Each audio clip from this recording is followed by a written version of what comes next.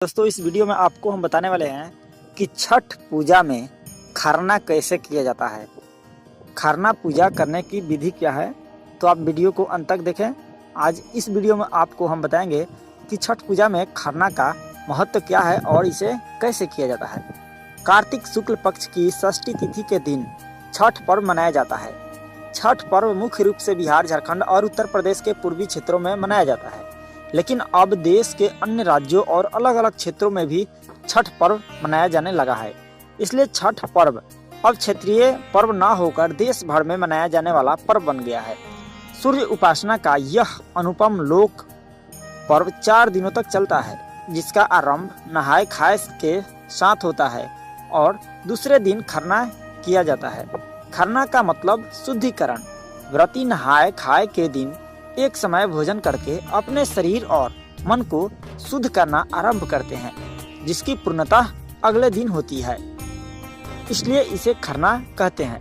खरना के दिन व्रती शुद्ध अंतःकरण से कुल देवता सूर्य एवं छठ मैया की पूजा करके गुड़ से बनी हुई खीर का नैवेद्य रूप से उसको अर्पित करते हैं। देवताओं को अर्पित की जाने वाली खीर को व्रती स्वयं अपने हाथों से पकाते हैं। इसके लिए मिट्टी के नए चूल्हों का प्रयोग किया जाता है। खीर पकाने के लिए शुद्ध अरवा चावल का प्रयोग होता है। ईंधन के रूप में सिर्फ लकड़ियों का प्रयोग होता है। आम की लकड़ियों का प्रयोग करना सबसे उत्तम माना जाता है। खरना पूजन के बाद व्रती पहले स्वयं प्रसाद ग्रहण करता है और इसके बाद परिवार के लोग प्रसाद ग्रहण करते हैं। खरना पूजन में एक बार भोजन करने के बाद व्रती को कुछ भी खाना या पीना नहीं होता है। संध्या अर्घ और सुबह अर्घ देने के बाद ही व्रती व्रत का पारण कर सकते हैं। खरना के बाद व्रती 2 दिनों तक साधना में होते हैं, जिसमें उन्हें पूर्ण ब्रह्मचर्य का पालन करते हुए भूमि पर शयन करना होता है। इसके लिए सोने के स्थान को अच्छे से साफ सुथरा करके पवित्र किया जाता है और स्वच्छ बिस्तर भी बिछाया जाता है। दोस्तों ये था खरना से जुड़ी कुछ जानकारियाँ।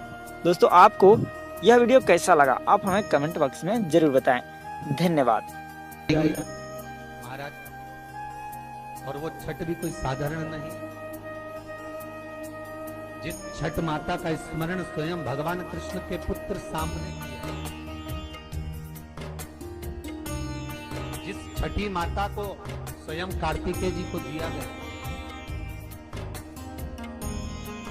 पूरा विश्व, हमारे बिहार साइड के जितने भगत लोग होते हैं आज से व्रत का क्रम प्रारंभ करते हैं।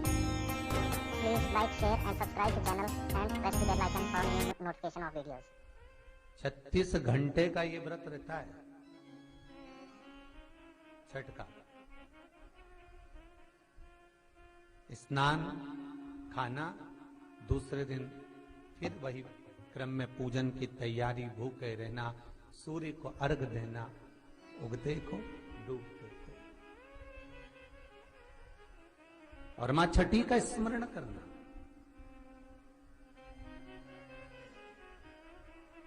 और ये कोई साधारण सा महीना नहीं है कार्तिक का महीना। जिस कार्तिक के महीने में माता लक्ष्मी का हम स्मरण कर रहे हैं, कार्तिक के महीने में गणेश का स्मरण कर रहे हैं, माता सरस्वती का स्मरण कर रहे हैं, भगवान शिव का स्मरण कर रहे हैं, ये वही कार्तिक का महीना है जिसमें भगवान शंकर और भगवान कृष्ण का, भगवान नारायण का मिलन हुआ था। अभी जो कार्तिक पूर्णिमा आएगी उसके एक दिन तेरे हरिहर मिलन आता, वैकुंठ चतुर्दशी।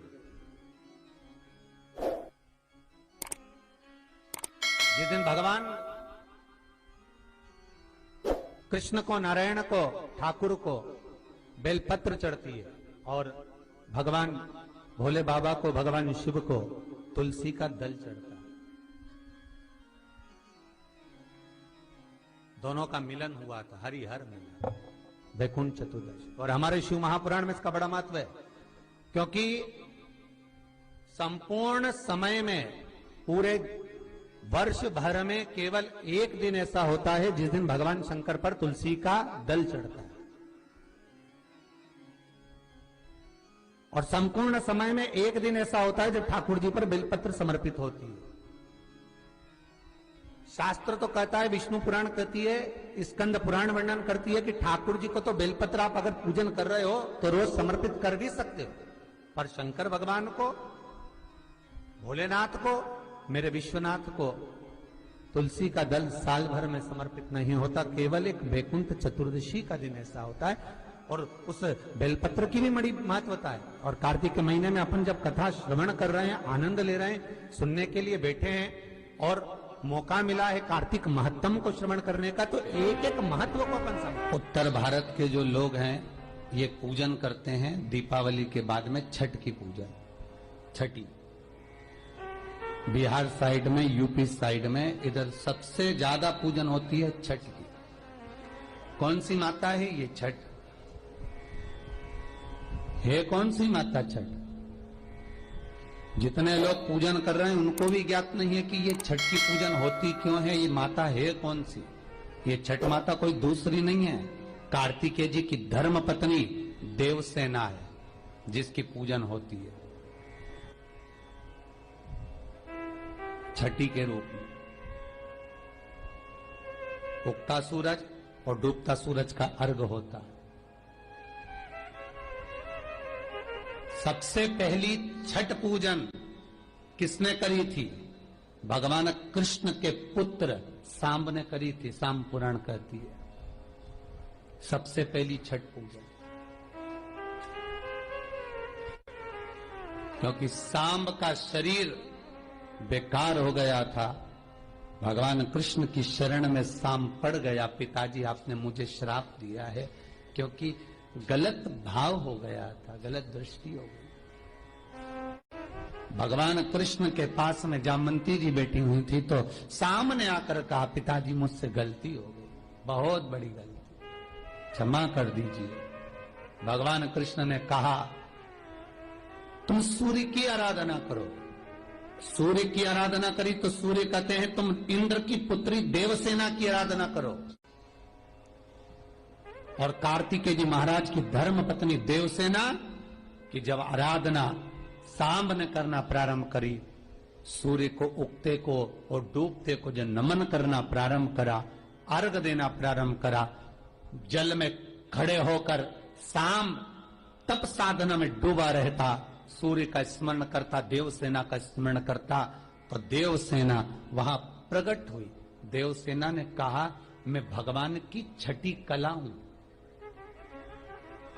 मैं भगवान देवताओं की छठी कला हूं, इसलिए जगत में मैं छठी के नाम से पूजी जाऊंगी। और सुन ए सांब, तूने मेरी आराधना करी है, मृत्यु लोक में जो मेरी आराधना करेगा वो जगत का सारा सुख भोगेगा, और तू भी चिंता मत करना, तू भी सर्व सुख भोगेगा। अब देखिएगा महाराज, शिव महापुराण की कथा कितना सुंदर वर्णन कर रही है कि एक लोटा पानी का फल क्या है। माताओं जरा आप ध्यान दीजिएगा।